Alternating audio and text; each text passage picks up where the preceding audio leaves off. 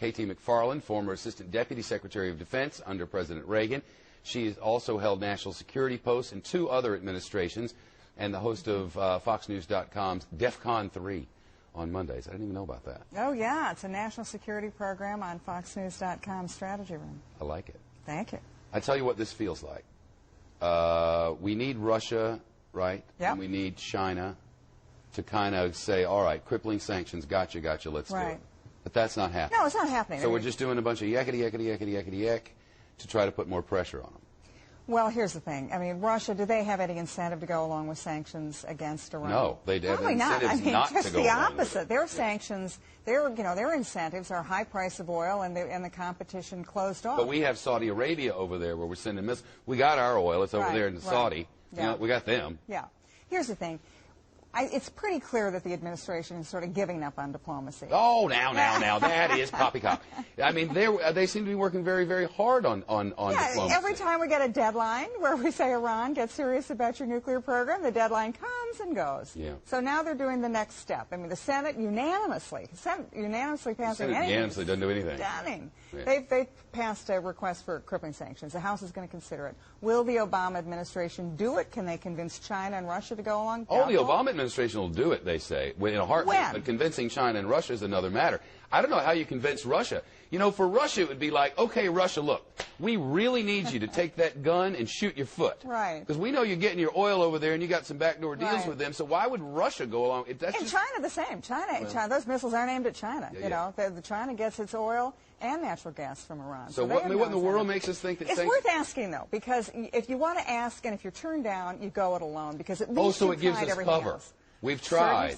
It gives us cover. It's like the spanking. My parents wanted to give me the spanking. Stop doing that. Stop doing that. Stop doing that. Bang. Bang. Yeah, well, every now and then it helps. But look, diplomacy isn't working, right? Negotiating, Obama thought he was going to go in there and negotiate Iran's nuclear weapons away. Hasn't worked. Now we're talking about sanctions. Will the administration have those crippling sanctions? Will they have the guts to impose them?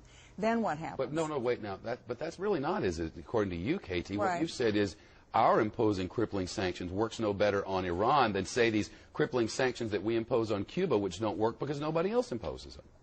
It won't work as well as if China and Russia were to join us, but it's worth doing. It's a Hail Mary pass. But right now, you don't want to be in the situation 3 or 6 months from now where the options are letting Iran get the bomb, knowing that that means a nuclear arms race in the single most unstable part of the world, or bombing Iran, which you know leads to a regional war. You want to try everything you can to prevent either of those 2 options being the only 2 options. And you hope that along the way, the people will rise up from within Iran. Yeah, but that's so disingenuous. I know, but I mean, you do hope that. I certainly hope that, but where's the president? Why has he not given encouragement to the Iranian dissident movement? Has he discouraged them? He has said nothing.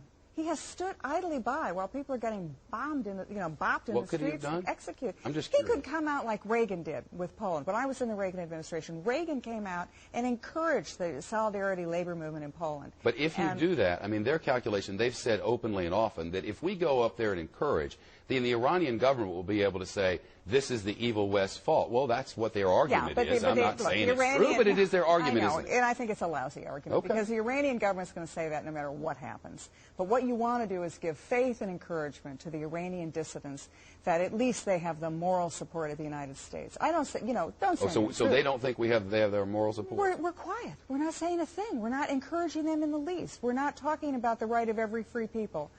Why are we not doing that? I mean, we certainly have done it in other parts of the world. Why not give encouragement to the Iranians? Why not help them? As the Iranian government shuts down Facebook and Twitter and social networking, we could help them with that by boosting their signals. So you don't think that we're doing something behind the scenes that we don't get to talk about? I sure hope we are, but I don't see anything. Yeah, okay. I don't know how you fix this. Bombs are bad, though, aren't they? Either of those 2 options, bombing Iran or Iran getting the bomb, are terrible from our point of view. K.T. McFarland, come up with something. And I'll let you know. It'll be the Fox News Foreign Policy. Beck's got a red phone over there. Maybe we can transfer it over to Russia. Nobody answers that red phone. Well, they'd answer it. It just doesn't ring, or so I'm told. KT, it's great to see you. Great. Thanks, Thank you. Shep. All right.